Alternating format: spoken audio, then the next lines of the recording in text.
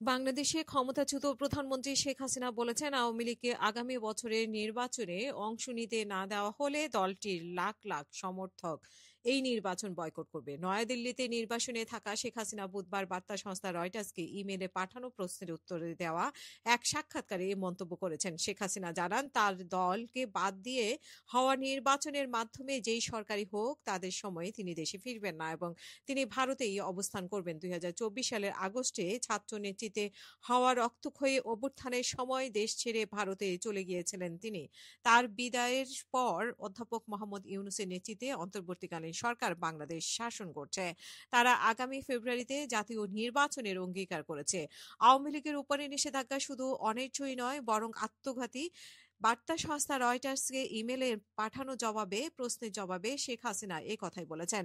১৫ বছর এক নাগাড়ে ক্ষমতায় থাকার পর, ক্ষমতাচ্যুত হওয়ার পর এই প্রথম তিনি সংবাদ মাধ্যমের প্রশ্নের জবাব দিলেন। পরবর্তী সরকারের অবশ্যই নির্বাচনে বৈধতা থাকতে হবে এবং আওয়ামী লীগের লাখ লাখ সমর্থক এমন পরিস্থিতিতে থাকলে ভোটে অংশ নিবে না। এটি একটি কার্যকর রাজনৈতিক সিস্টেম। চাইলে আপনি লাখ লাখ মানুষকে ভোটাধিকার থেকে বঞ্চিত করতে পারেন না, জানিয়েছেন শেখ হাসিনা।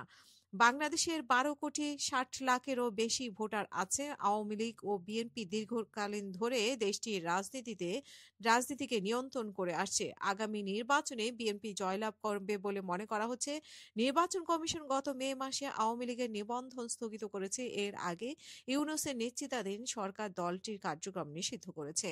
আমরা আওয়ামী লীগের ভোটারদের অন্য দলকে সমর্থন করতে বলছি না। আমরা এখনো আশা করি শুভবুদ্ধির উদয় হবে এবং আমরা নিজেরাই নির্বাচনে অংশগ্রহণ করার সুযোগ পাব, বলছেন শেখ হাসিনা। তবে তিনি বা তার পক্ষ কেউ নির্বাচনে আওয়ামী লীগে অংশ নেওয়ার সুযোগের জন্য বাংলাদেশের কর্তৃপক্ষের সাথে নেপথ্যে আলোচনা করছেন কিনা সে বিষয়ে শেখ হাসিনা কিছু বলেননি। অধ্যাপক ইউনূসের মুখপাত্ররা শেখ হাসিনার মন্তব্যের বিষয়ে প্রতিক্রিয়া অনুরোধে তাৎক্ষণিক সাড়া দেননি। বাংলাদেশের অর্থনীতি রূপান্তরের জন্য প্রশংসিত হলেও মানবাধিকার লঙ্ঘন ও ভিন্নমত দমনের জন্য অভিযুক্ত শেখ হাসিনা ২০২৪ সালে টানা চতুর্থবারের মতো সংসদ নির্বাচনে জয়লাভ করেছিলেন। ওই নির্বাচনী বিরোধী দলগুলোকে বর্জন করেছিল। তাদের শীর্ষ নেতারা হয় জেলে বা নির্বাসনে ছিলেন।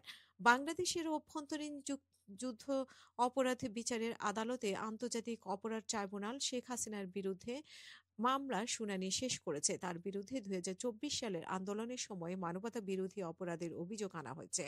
জাতিসংঘের রিপোর্ট অনুযায়ী ১,৪০০ জনের মতো মানুষের যেসব নিহত হয়েছে, আহত হয়েছে কয়েক হাজার এবং মূলত নিরাপত্তা বাহিনীর গুলিতে এইসব ঘটনা ঘটেছে। একে দেশের মুক্তিযুদ্ধের পর সবচেয়ে ভয়াবহ সহিংসতা হিসেবে বিবেচনা করা হয়। হাসিনার বিরুদ্ধে আনা অভিযোগে প্রত্যাখ্যান করেছেন তিনি। বলেছেন, প্রাণঘাতী অস্ত্র ব্যবহার বা অন্য কথিত অপরাধের সাথে তার ব্যক্তিগত সংশ্লিষ্টতা ছিল না। এই কার্যক্রমের রাজনৈতিক উদ্দেশ্যপ্রণীত নাটক, বলছেন তিনি। এগুলো ক্যাঙ্গারু কোর্টের মাধ্যমে আনা হয়েছে, যেগুলো দোষী সাব্যস্ত করে রায় আগেই ঠিক করা। আমাকে আগে নোটিশ দেওয়া বা আত্মপক্ষ সমর্থনের কার্যকর সুযোগ দেওয়া থেকে বঞ্চিত করা হয়েছে বলে জানিয়েছেন তিনি।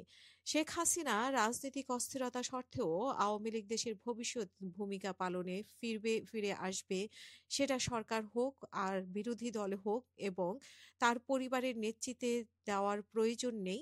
তার ছেলে ও উপদেষ্টা সজীব ওয়াজেদ জয় গত বছর রয়টার্সকে বলেছিলেন যে দল চাইলে তিনি নেতৃত্ব দেওয়ার বিষয়টি বিবেচনা করতে পারেন। এটা আসলে আমার বা আমার পরিবারের ব্যাপার না। বাংলাদেশের জন্য আমরা সবাই যা চাই সেখানে সাংবিধানিক শাসন ও রাজনৈতিক স্থিতিশীলতা ফিরতে হবে। কোনো ব্যক্তি বা পরিবার আমাদের দেশের ভবিষ্যৎ নির্ধারণ করতে পারে না। ১৯৭৫ সালের এক সামরিক অভ্যুত্থানে তার পিতা, ৩ ভাই, মা সহ পরিবারের বেশিরভাগ সদস্যকে মেরে ফেলা হয়। শুধুমাত্র শেখ হাসিনা ও তার বোন শেখ রেহানা দেশের বাইরে থাকায় বেঁচে যান। শেখ হাসিনা বলেন, দিল্লিতে তিনি মুক্তভাবেই বাস করছেন, কিন্তু তার পরিবারের সহিংস ইতিহাসের কারণে তিনি সতর্ক থাকছেন। কয়েক মাস আগে রয়টার্সের এক সাংবাদিক শেখ হাসিনাকে লোধি গার্ডেনে হাঁটতে দেখেছিলেন। তার সঙ্গে দুজন ব্যক্তি ছিলেন যাদের তার নিরাপত্তারক্ষী মনে হয়েছিল। তার পাশ দিয়ে যাওয়ার সময় তারা তাকে চিনতে পারছিলেন। তাদের প্রতি তিনি মাথা নেড়ে সাড়া দিচ্ছিলেন।